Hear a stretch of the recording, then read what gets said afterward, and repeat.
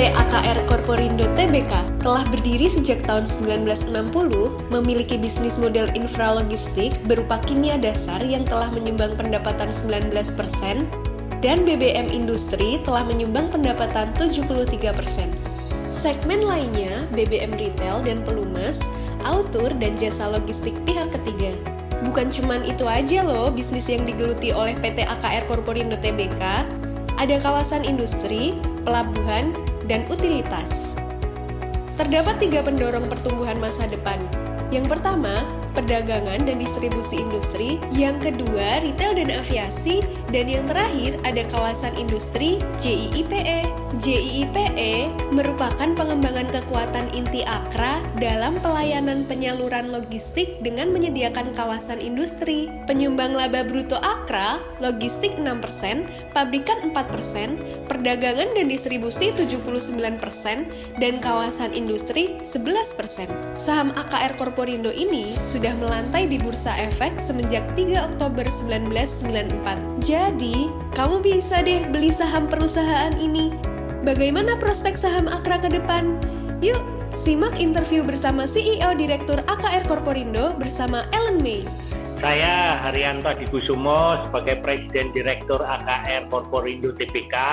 Saya join company tahun 83 sejak saya lulus university. Nah, AKR ini didirikan oleh ayah saya sejak tahun 1960. Jadi baru hari Sabtu lalu kita merayakan ulang tahun yang ke-60 untuk AKR. Jadi saya merupakan generasi kedua yang meneruskan bisnis di AKR ini. Oke, luar biasa banget ya. Untuk AKR sendiri, Pak, saya lihat bisnis modelnya ini kan perusahaan distribusi ya, Pak ya. Distribusi ada petroleum, ada oil, ada basic chemical juga. Sekarang saya juga melihat AKR ini punya satu lahan untuk kawasan industri nih, Pak ya. Mungkin Pak Haryanto bisa ceritain dulu nih, Pak, AKR Corporindo ini bisnis modelnya gimana? Baik, jadi AKR Corporindo ini kita ingin melihatnya sebagai end-to-end supply chain company, di mana kita telah berinvestasi infrastruktur logistik di seluruh Indonesia, baik di pelabuhan-pelabuhan utama, sehingga kita juga mempunyai kapal-kapal tanker maupun truk-truk tanker. Jadi infrastruktur yang kita bangun ini adalah infrastruktur untuk barang-barang bulk atau barang-barang curah. Sehingga ini yang menjadi competitive advantage-nya daripada AKR. Apakah itu chemical, apakah itu BBM, semuanya dalam bentuk curah yang menggunakan infrastruktur logistik ini. Nah, Indonesia ini sudah sejak 50 tahun terakhir ini jarang membangun pelabuhan baru. Sehingga pelabuhan-pelabuhan ini sudah crowded, sehingga sulit untuk mengembangkan infrastruktur di dalam pelabuhan. Ya, insya Allah pemerintah sudah mulai membangun pelabuhan baru seperti Patimban. Ya. Nah, itulah sebabnya aset-aset infrastruktur ini yang menjadi competitive advantage AKR. Karena kalau kita bisa mendistribusikan barang dalam bentuk curah, itu cost-nya akan lebih murah dan lebih kompetitif dibandingkan kompetitor lain. Oke, menarik banget ya Pak ya. Untuk bisnis model, kalau AKR terdiri dari yang pertama adalah BBM. Ya, BBM kita sekarang ini sudah berbisnis sekitar 16 tahun. Dan di luar Pertamina, kami merupakan swasta terbesar di dalam distribusi BBM. Kedua, chemical. Chemical originally AKR ini berbisnis di bidang kimia sejak tahun 60 dan kita merupakan salah satu leading player di kimia curah di Indonesia.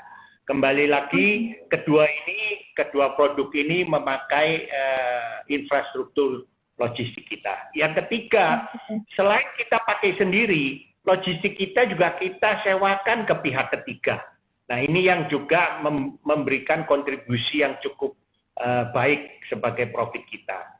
Dan yang keempat, tadi yang kita sedang mengembangkan adalah bisnis Java Integrated Industrial and Port Estate. Ini merupakan kawasan industri dan pelabuhan pertama di Indonesia yang seluas 3.000 hektar, yang terdiri dari pelabuhan laut dalam, kawasan industri, dan juga kawasan perumahan dan komersial. Yang kelima, kita ini sekarang kita sedang mengembangkan juga pompa bensin, baik yang dalam brand AKR maupun pompa bensin yang brand AKR BP atau British Petroleum yang sedang kita kembangkan di Jakarta dan Surabaya. Yang keenam, kita sekarang juga sedang join dengan BP untuk mulai masuk ke bisnis aftur, yaitu untuk supply BBM bagi pesawat terbang. Menarik banget ya. Ini diversifikasinya sangat luar biasa banget ya Pak ya. Oke, kalau AKR Korporindo sendiri atau AKRA ini yang menyumbang paling besar untuk revenue-nya saat ini bisnis model lini bisnis yang mana ini Pak? Jadi untuk pendapatan yang paling besar sekarang disumbang oleh trading dan distribution kami, yaitu sekitar 85% disumbang oleh trading and distribution. Sisanya itu disumbang dari pendapatan logistik maupun manufacturing kita, maupun bisnis retail kita, maupun penjualan tanah di kawasan industri. Mungkin perlu saya jelaskan, Ellen, bahwa semua bisnis ini, apakah ini BBM, chemical, semua ini, retail, pompa bensin, ini semua menggunakan infrastruktur logistik. Jadi kayak pompa bensin pun kan jualan bensin, jadi ya sama juga dengan jualan BBM yang sudah kami lakukan. Jadi ini hanya penetrasi ke pasar baru. Tadinya business to business, sekarang kita mulai masuk business to consumer melalui pompa bensin. Oke, menarik banget Pak. Ini saya sambil lihat ke kanan, sorry ya Pak ya, karena saya sambil lihat data, kadang-kadang lihat chat, kadang lihat numbers gitu, kadang nyatet juga Bapak bilang apa. Jadi saya sempat cek untuk kinerja keuangan pada kuartal 3 tahun 2020, buat saya ini sangat luar biasa, secara year on year tumbuh 34%, di mana banyak perusahaan lain justru malah minus secara year on year. Sebelumnya teman-teman, saya disclaimer ya, ini edukasi ya, bukan perintah beli dan jual saham. Nah, ini sangat luar biasa sekali. Kalau saya nggak salah ya Pak ya, ini didukung oleh distribusi petroleumnya yang lebih tinggi peningkatannya daripada untuk distribusi chemicalnya. Saya juga melihat di sini AKR melakukan penghematan juga untuk biaya operasionalnya. Saya kagum gimana caranya Bapak ya AKRA mengatasi kondisi pandemi COVID-19 ini dan justru malah bisa untung. Oke, terima kasih Ellen. Jadi memang infrastruktur logistik ini penting sekali. Di era pandemik ini di mana banyak work from home, ada PSBB, sehingga ini menimbulkan disrupsi terhadap distribusi dan logistik. Nah, karena AKR telah memiliki infrastruktur logistik yang merata di seluruh Indonesia, maka pandemik ini merupakan opportunity karena banyak saingan kita yang tidak mempunyai logistik mengalami disrupsi dalam pendistribusian. Nah, inilah kesempatan bagi kita untuk mengambil market share mereka. Itu yang menyebabkan kenapa baik dari segi volume kami bertumbuh lebih dari 20%, dari profit juga kami bisa tumbuh lebih dari 20%. Jadi memang Indonesia ini negara kepulauan yang besar, dan infrastruktur belum merata. Sehingga siapa yang menguasai jalur infrastruktur pendistribusian logistik yang kuat, dialah yang akan menang dalam persaingan. Oke, menarik sekali. Kalau untuk biaya operasionalnya sendiri, Pak, ini kan saya lihat turun 14,7%, ada efisiensi. Gimana tuh Pak caranya untuk melakukan efisiensi seperti ini tuh yang dilakukan apa aja kemarin? Jadi yang pertama dengan adanya PSBB, dengan work from home, otomatis biaya itu akan turun. Kedua, kita juga freeze semua rekrutmen ya, dan yang yang kita hanya rekrut hanya orang-orang yang memang posisinya penting ya.